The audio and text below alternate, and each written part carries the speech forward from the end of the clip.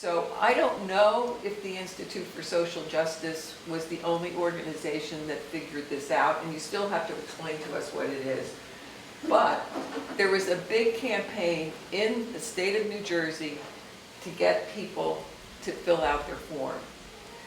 And I know that the league was involved. I know people in this area went to Trenton, but tell us how that campaign evolved, because it's really hard to convince people that the census isn't just something that somebody adds up someplace. Absolutely. And I'll ask you another sentence about this, but tell us what was going on at the Institute for Social Justice, and that's how I think Henal became like the most important networker for a while. Not quite, but thank you. No, so I joined the Institute in January 2019, which was exciting for me. And the reality of the work at the Institute, but not just at the Institute, I think generally in advocacy in New Jersey. I know a lot of you were at the state, the convention this past Saturday, and it's something that came up during the lunch panel, is that there's not a lot, there aren't that many advocacy groups in New Jersey, right? There just isn't. And all of them tend to be a little under-resourced. There's always a lot of money going to national organizations. It's the state level work that's a little harder to get the attention, but everyone's doing such important work. So, but what that amounts to is that there's never really any slow days. There's never any like slow time where you come in and you can just, get your feel and then deal with it. I came in and we were in the midst of two pretty major campaigns, and also involved with January 2019 was right after the big showdown happened on redistricting, where the legislature had tried to pass through this terrible redistricting amendment, and the league, lots of orgs got together and were able to deal with it. So I came in, literally my first week was right after that defeated. There was a meeting with the governor's office and other things so that was happening, so trying to get on top of that, and then that was a big win. That was a big win that everyone participated in, and just tremendous to come into a space that does such great work. So that happened, and then we had a campaign for restoring voting rights to people with criminal convictions was something we were leading. And then the census. And the census was interesting because it was truly a coalition effort. The actual advocates for children for New Jersey actually kind of convened the table. It was a lot of work. It was envisioned, if you will, by Fund for New Jersey, brought about a bunch of us together.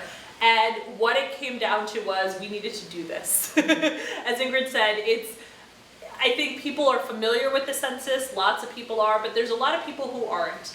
And then there's also real issues as to why people might not feel comfortable filling it out. There's lots of groups that are called hard to count groups. So what the advocates did was different groups just focused on, in terms of the nonprofit table that was set up, we focused on different things. So for us, the Institute led efforts to reach the Black and African American community in New Jersey. Different groups reached out to others. We also did a lot of a big push to get $9 million allocated for the census, and that was a big deal because in 2010, when we did lose the seat, we hadn't spent anything. We didn't spend anything, and it matters. So we internally we worked with a consultant, and we came up with a formula. We said we need to spend $1 a person. Let's invest $1 a person. We have 9 million people in the state. We need to put that money in. The return on investment is huge. It's so important because there's so much federal funding tied to the census, and New Jersey, as all of you know, is one of the states that actually puts more into the federal budget than we get back. So there's that part of it. So many the communities that are hardest to count need the funding the most. So many of the federal funds, social safety net programs need it the most. And then there's a representation issue. we need a full count to have the number of seats we deserve in the House of Representatives, so that we have the electoral votes we deserve. This matters. And so that was the effort, and it took, we spent longer than we expected, longer than anyone expected because of COVID, but there was a lot of other challenges. One of the first things we were dealing with, first things I was dealing with, it was happening, but there was, in 2019, a big push by the Trump administration to add a citizenship question. If you're, that is terrible. That would have been a huge chilling effect on the responses, on people responding, and that's particularly important for a state like ours. In New Jersey, we have a massive immigrant population, and if you have, and not everyone's undocumented, but you might have family who is, or what have you, and you just do not want to give that information. You don't want to fill that out, and even if you are a citizen, but if you come, if you're an immigrant, you might not feel comfortable providing that. It would have had a tremendous impact in reducing our numbers here. Wouldn't it be another one of his unconstitutional? It's funny because it's people, it's not citizens. It's people, not citizens. But that's the question that went into the Supreme Court, and you know what? They didn't even decide it was unconstitutional. They said he couldn't do it, but it had to do with procedural reasons. So we signed on to a brief to the Supreme Court, but that whole thing, there was the fact that he was trying to add it and it was going to be on the census was bad, right? If it ended up on it. But just the fact that this was the major part of the discussion was already an obstacle that everyone had to overcome. There were so many discussions that had to happen in the communities to say, no, it isn't there. No, you can trust it. Yes, this is safe. So many conversations that happened from advocates throughout the state, elected officials, all of that. We had to provide so much. We had to provide materials. We had to send. We helped set up census community, census tables in various cities and counties, so that everyone would actually go, "Hey, all hands on deck. This is really important."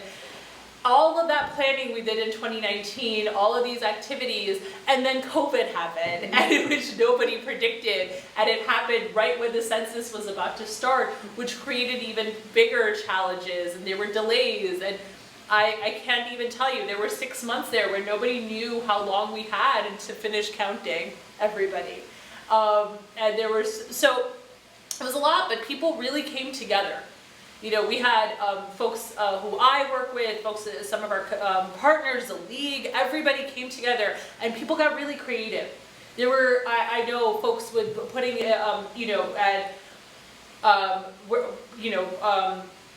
food pantries were giving out we're putting census cards saying you need to fill this out. When you were getting PPE material, people would add census information, saying fill out the census.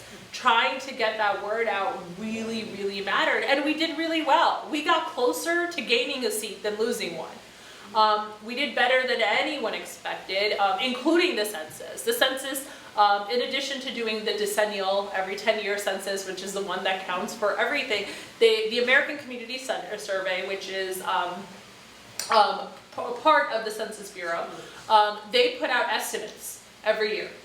And so we had 2019 estimates of where we were, and it was just a matter of can we hit that? Like if we undercount, if we get less than that, we know there's a major undercount. We beat it. We did better than they expected, and a lot of it, and you saw the diversity in it. I remember the numbers we were using because we work with data, and it was New Jersey in 2019, we're 43% people of color, 43% people of color. This is going to matter.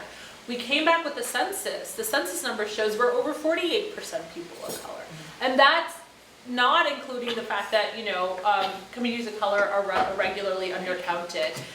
The fact that there isn't a category for Middle Eastern North African people. So a lot of them, said they were white, but probably maybe wouldn't count as white if we had a separate category. So, we're likely already a majority people of color state, and the data shows that, and we were able to collectively do that, which was a big win. And then one other thing in the census was making sure we don't have prison gerrymandering, which happened legislatively. So all that stuff is happening on the community engagement front.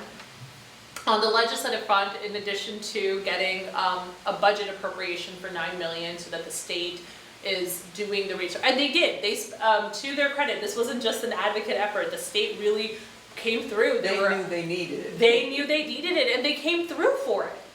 And it wasn't just the governor's office. I remember having these conversations where in the governor's initial budget, he had allocated $2 million. And we're talking to the legislature at that, and I remember, you know, there was a meeting with like the Senate president and like this, and we're like, hey, you're gonna need more. And he's like, yeah, we need more than that. There's no way. And it's because everyone recognized the problem from 10 years ago. That can't work. We can't do that again while other states were really spending money. New York State was spending over like $25 million. And you're like, what are we doing? We got to do this. We're gonna lose out on so much, and that all that money we don't get from the federal government, they're gonna have to make up for. And so they put that in, and then so that was that legislative effort, and then there was a big legislative effort to end prison gerrymandering, which we also wasn't smooth, but managed to succeed in. I won't go into what that is unless people are curious, but it was a lot. It was a couple of years that came together, all before redistricting, which was another couple of years. Thank you. It's sort of exciting, but I think what we're hearing, and with the league doing more collaboration than before, that you really have to find the table to sit around and share. It's an active process of collaboration that makes things work. And it costs money. I think if the league is going to collaborate, we have to see what we can bring to the table and not be afraid to spend money on material, on getting special help and so on, to be a partner with solving some of New Jersey's problems, like same-day registration. You have a card in your package. It had to be designed, it had to be printed, it had to be carried here. So any kind of collaboration really means that you are like a business. You have to invest in it to make it pay off. Am I right about that? Absolutely. And it's so tough to think about, right? Because so much of our work, we're a 501c3. The league has a C4, but the league is nonpartisan. So all the funding we get, all of that has to do with either member contributions, which the league really does rely on. On our end, we don't have members. The institute doesn't have members. But for us, it's funders, it's grants. So we have a development person who does tremendous work, and our president and CEO does a lot of work, and it's just about making sure we're raising sufficient funds so that we can pay for campaigns. Because to Ingrid's point, those cards, those things, the reason why they're always important for no matter where you are, no matter what state, no matter what you're doing, campaigns matter. But in New Jersey in particular, we face an added challenge that we don't really have our own media market. And I think all of us can probably appreciate that. Once upon a time we did, but right now we have some truly tremendous reporters in New Jersey. I talk to them all the time on various issues. They care, they're passionate, they come to Trenton, they cover our stuff, they do all of our stuff. The leagues, I know I sometimes, like Jesse and I are sometimes talking to the same reporters, we care. But there's very few of them. and I'm sure all of you can appreciate that they just don't have the readership that they once did. No one if I live in Hudson County, all the way up there, in Northburg, next to Jersey City. And where I live, I have friends, neighbors, family. All of them will care, will come about, but at any given day, they know more about what's happening in New York City than they do in New Jersey. And it's simply because that's what the news is covering. If if you're listening to NPR, we're listening to and they'll have New Jersey reporters. If you're reading the Times, if you're reading they know what's happening in New York City and Eric Adams' administration more than they necessarily do about Phil Murphy and the administration here. And there's very little we can do about that, unfortunately. There's a lot, that is a whole other policy thing that needs to be addressed. It's another campaign. It's much bigger. The state actually created the system. That means we have a different radio system in the south than we do in the north. That's the other part. Who ever thought of that as a strategy? It does, and that's the same thing. You're in South Jersey. A lot of people in South Jersey, if you're in, say, like a Cherry Hill or Voorhees, you're getting more news about Philadelphia than you are about New Jersey, and those are just facts. So what it means is that if you're running a campaign, to break through on that is extremely difficult. So we have to do, there's a lot of effort that needs to be done. There are ways, everyone's creative about it, everyone understands. We are lucky that if you write an op-ed, right, if you care about an issue, write an op-ed and you get it into a New Jersey outlet, while not a lot of people read it, everyone in state politics reads it, so at least you're getting to the audience you need it to. The legislature isn't as bad a shape as we are about finding out what's going on in New Jersey. So that at least is a benefit, so we work with that. But the big thing is, in order to get a lot of campaigns, to show that there's a lot of people who are engaged with an issue who really want it, you need to go and get that many people engaged. How do you do that when you don't have, and you know, there's always discussion. Some other states we talk, you know, I sit on different campaigns with like some national with folks in other states, and there's different issues they pick up, and they're like, hey, you know, we were thinking, redistricting is a good one, right? We were talking to folks in other states, and people are like, hey, we were thinking about doing commercials on like local acts and things like that. Do you know how expensive it is, the media market in New Jersey is? We don't even have our own, but because between New York and Philadelphia, it's like the most expensive in the country. There's just no way to manage that on our own. So you have to do other things. Yes, that means you have to do every single public event you go to or anyone else goes to, you're saying you're taking postcards. You're doing different, you're, you know, trying to really get out there on social media. You do cultivate relationships with different members of the press. You do hope that, you know, the New York Times covers an issue at some point. And they do sometimes, right? They covered when early voting passed. But that was after, not when we were trying to get it done, when it really would help. So there's a lot of things to be done, but those are just the challenges that exist, which is why we recognize that so much of it is expensive, so much of it requires people to go out of their way, but we rely on that, and it's good that so many people are passionate and care and want to volunteer.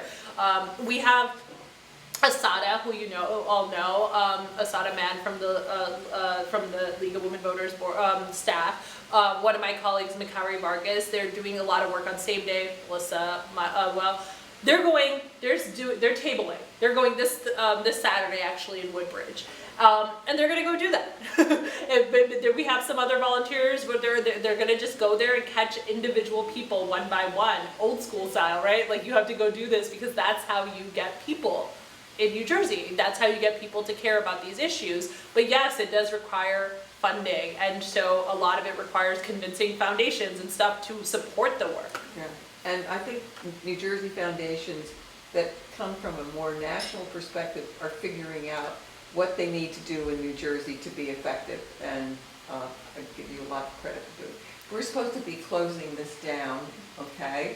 But I think we should say something about the Institute for Social Justice, and one of the reasons I bring it up, whenever I talk about Eagleton, I tell people it only exists because a woman put what became Eagleton in her will, and she died second. So it went to form an institute from, her husband was a doctor in Newark, and the League was very active in forming New Jersey's new constitution in 1947, so we can take some credit for that. But it's amazing how the passion of a person can make something happen. And that's the story of the Institute for Social Justice.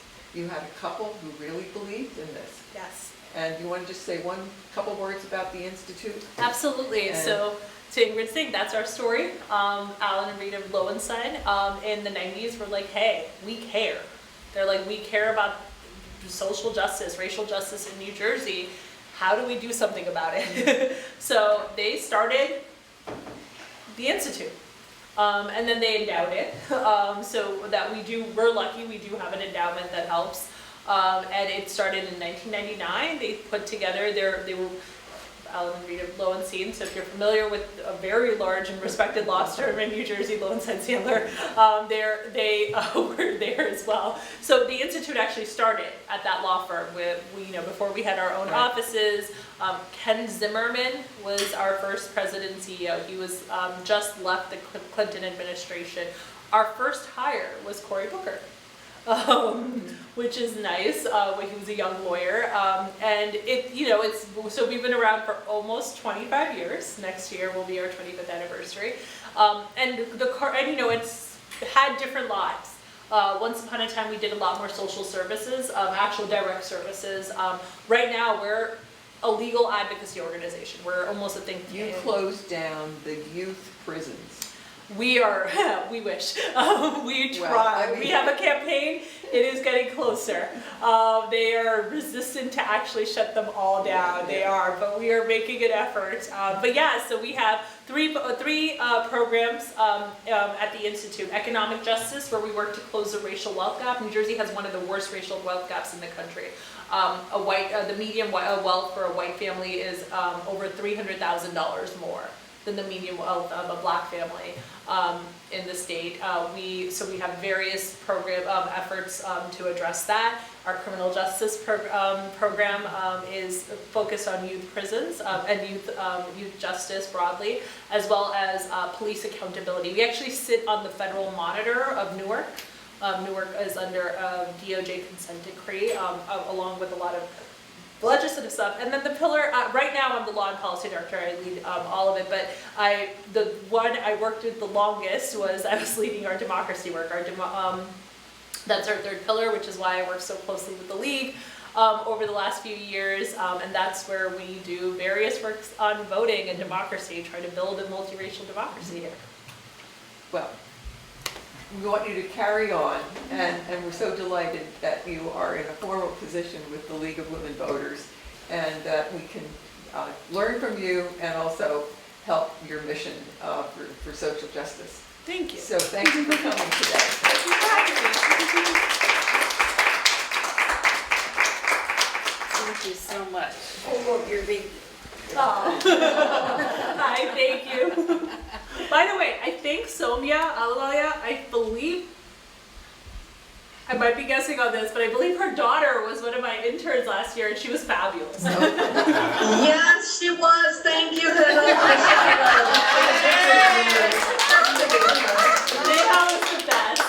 She actually, if you guys might be familiar, she was one of the recipients of the Making Democracy Work Award last year. Neha, and she's doing fantastic things and is about to go to Harvard Law School. She's a star.